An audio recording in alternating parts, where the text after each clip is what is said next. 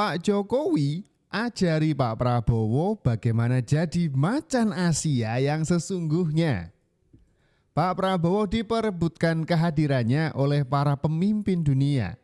Pak Prabowo diundang di KTT G7 di Kanada. Di saat yang bersamaan, Vladimir Putin Rusia ngajak ketemu juga Pak Prabowo. Pak Prabowo milih ketemu Putin, tapi belum juga nyampe Rusia, sudah dicegat sama Perdana Menteri Ceko yang ngeyel pengen ketemu. Seakan-akan semuanya tuh pengen ketemu Pak Prabowo. Bahkan Iran yang lagi perang sama Israel, itu menginginkan Pak Prabowo hadir di negara mereka dan membela negara mereka.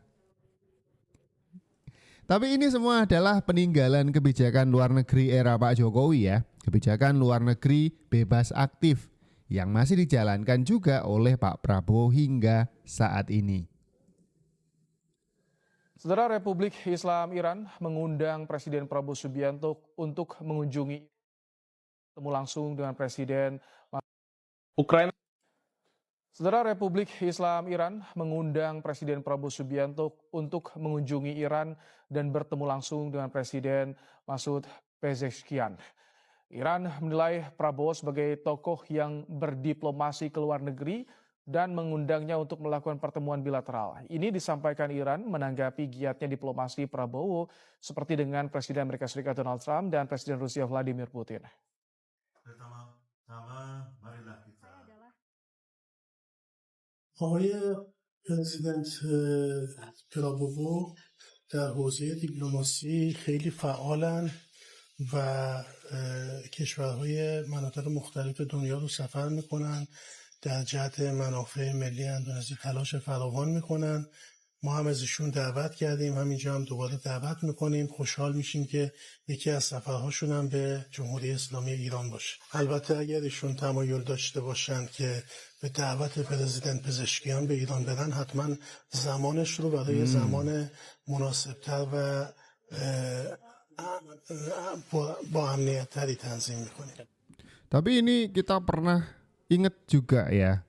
Dulu tuh Pak Jokowi bahkan datang ke Ukraina di saat kondisi negara itu lagi perang. Ukraina izinkan Pas Pampres bawa amunisi yang tak terbatas ke negaranya. Kata Komandan Pas Pampres, Jokowi akan dikawal 39 pasukan khusus, termasuk tim penyelamatan.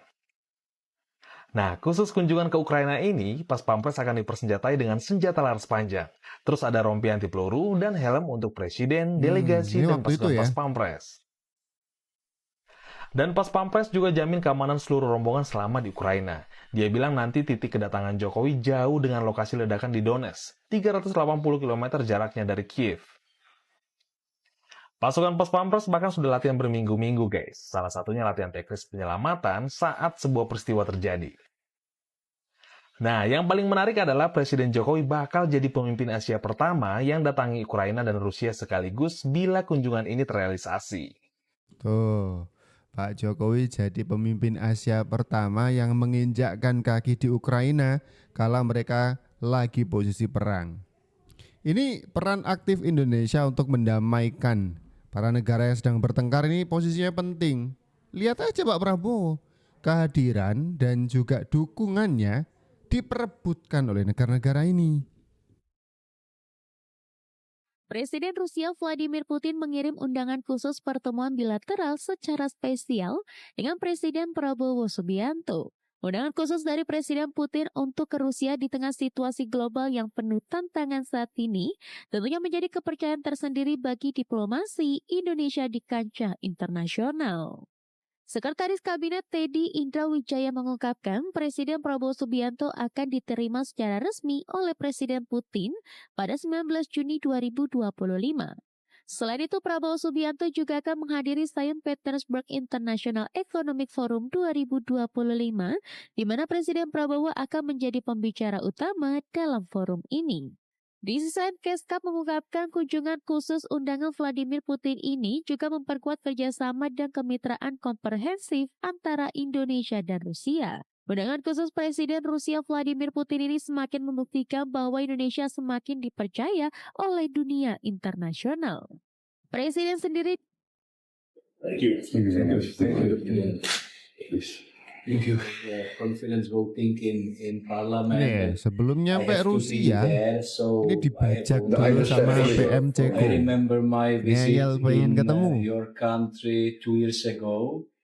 It was very impressive for me. Really, I was.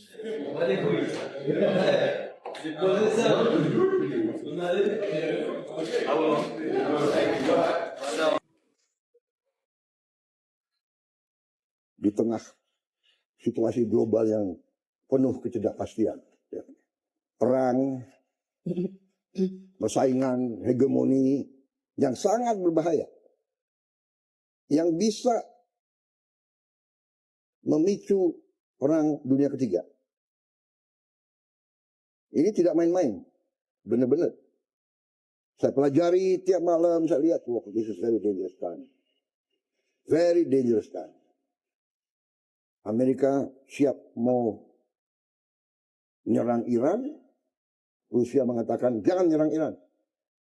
Kalau nyerang Iran, berhadapan dengan saya, Rusia. What does it mean? Masalah Iran nanti perang dunia ketiga. Prabowo menambahkan, jika perang nuklir benar-benar terjadi, maka Indonesia bisa tetap terkena.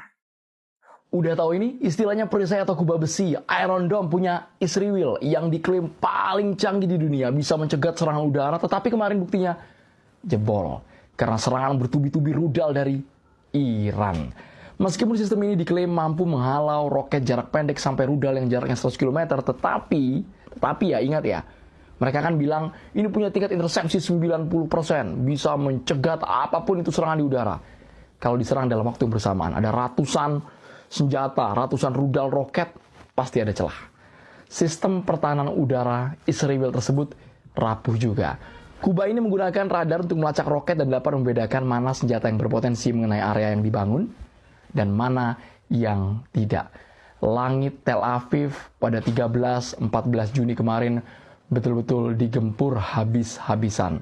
Bayangkan, secanggih-canggihnya sistem teknologi dengan radar, kemudian mobile, proyektor, ada rudalnya pula yang dilengkapi dengan beragam misil. Kalau lawannya sepadan, apalagi lawan sudah tahu kelemahannya, sudah tahu celahnya, sudah mempelajari di mana titik yang bisa diserang. Buktinya jebol juga Iron Dome. Ini lagi heboh ya akhir-akhir ini ya. Israel yang negaranya kecil tapi katanya canggih bener, di apa istilahnya ya, dilempar bom dari atas itu nggak bakal kena karena ada yang namanya Iron Dome. Jadi semacam pelindung yang bisa melindungi langit-langit Israel dari serangan. Serangan apapun bakal mental katanya. Tapi ketika Iran benar-benar ngirimin misilnya, beratus-ratus jumlahnya, jebol juga ternyata. Saudara, Iran kembali melancarkan serangan rudal ke Israel pada Selasa pagi dan diklaim menargetkan markas intelijen Mossad di Israel.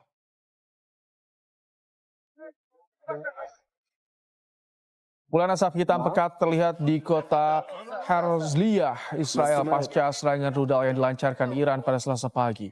Sejumlah petugas pemadam kebakaran berusaha memadamkan api dari bangunan dan bus-bus yang terbakar. Serangan rudal ini juga meninggalkan lubang besar di tanah. Kantor berita pemerintah Iran mengklaim jika serangan ini berhasil menghantam markas Mossad di Israel.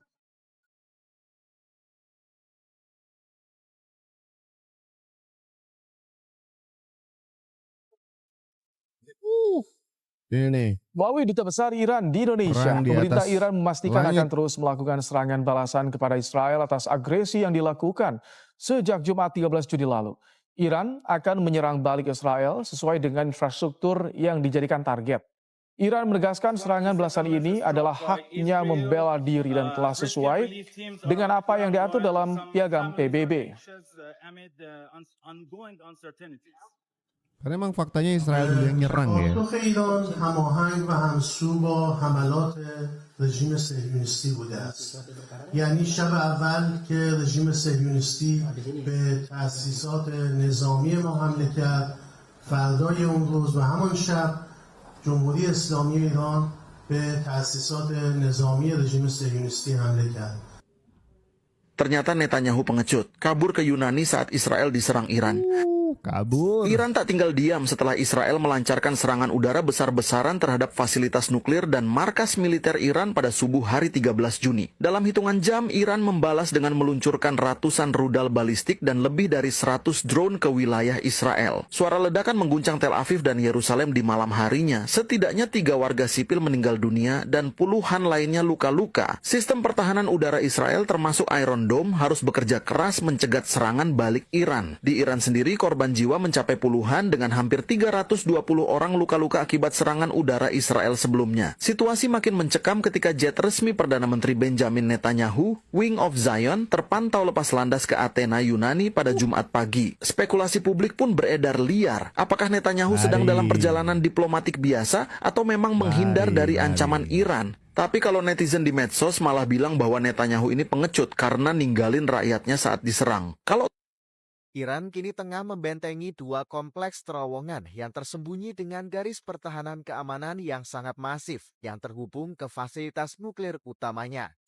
Upaya itu dilakukan Iran di tengah perundingan kesepakatan nuklir dengan AS yang masih berlanjut. David Albright, Presiden Institut Sains dan Keamanan Internasional mengatakan, hal itu menunjukkan bahwa kompleks terowongan yang sedang dibangun selama bertahun-tahun di Gunung Kolam Gaslah tampaknya bisa segera beroperasi. Kompleks tersebut dibangun pada kedalaman yang jauh lebih dalam dibandingkan dengan fasilitas pengayaan uranium Iran yang terkubur di Fordow. Sementara terkait kompleks tersebut, Iran tidak mengizinkan Inspektur Nuklir PBB untuk mengakses wilayah itu. Hal itu pun menimbulkan kekhawatiran bahwa kompleks tersebut dapat digunakan untuk menyimpan persediaan uranium yang telah dimurnikan atau bahan nuklir yang belum dideklarasikan oleh Irak. Tak hanya itu, Albright juga menyebut kompleks itu juga bisa dijadikan tempat penyimpanan mesin-mesin sentrifugal canggih yang dapat dengan cepat memurnikan uranium yang cukup untuk membuat sebuah bom atom. Irak mengatakan sentrifugal canggih akan dirakit di satu kompleks sebagai pengganti fasilitas di pabrik Natanz yang merupakan pusat program nuklirnya yang dihancurkan dalam sebuah sabotase pada tahun 2020 lalu. Pada tanggal 29 Maret, citra satelit komersial mengambil gambar yang menunjukkan pintu masuk kompleks diperkokoh dengan panel-panel dinding tinggi didirikan di sepanjang tepi jalan yang mengelilingi gunung. Selain itu, dilakukan juga penggalian dan pemasangan lebih banyak panel. Pembangunan yang tengah berlangsung di kompleks itu menggarisbawahi penolakan Iran terhadap perundingan AS. Setiap perundingan AS selalu mengarah pada pembongkaran total program nuklir Iran dan menyebut Teheran tidak memiliki hak atas teknologi nuklir damai. Kepala Nuklir Iran, Mohammad Islami, menyatakan pihaknya sedang melakukan upaya perluasan tindakan perlindungan di fasilitas nuklir. Baru-baru ini, AS dan Iran dilaporkan sedang bersiap untuk mengadakan putaran perundingan ketiga di akhir pekan ini. Perundingan itu membahas mengenai kemungkinan kesepakatan untuk menerapkan pembatasan pada program nuklir Iran. Presiden AS Donald Trump yang menarik AS keluar dari Fakta tahun 2015 mengancam akan mengebom Iran jika kesepakatan tidak segera tercapai. Nih, ini yang paling ditakuti oleh negara-negara itu, yaitu Amerika Serikat dan sekutunya kepada Iran. Nah, akhirnya Israel udah nggak tahan duluan, pengen nyerang Iran, terutama fasilitas nuklirnya. Dia udah bolak-balik ya. Netanyahu ini udah bolak-balik minta bantuan Donald Trump, minta izin bahkan untuk bisa didukung nyerang fasilitas nuklirnya Iran. Tapi masih sampai sekarang Amerika itu masih ogah-ogahan karena dia tahu resikonya. Israelnya ya nggak mau tahu. Dan jadilah perang sekarang ini. Tapi yang menarik adalah bagaimana Pak Prabowo masih juga diseret-seret, diminta untuk beri dukungan. Ini akibat benar-benar nyata ya, dukungan dari Pak Prabowo di dunia internasional memang benar-benar dibutuhkan oleh negara-negara itu. Karena ini peninggalan dari Pak Jokowi tentu saja. Politik bebas aktif sampai sekarang menjadikan Indonesia menjadi negara yang diperhitungkan. Komentar kalian silakan tulis di kolom komentar di bawah.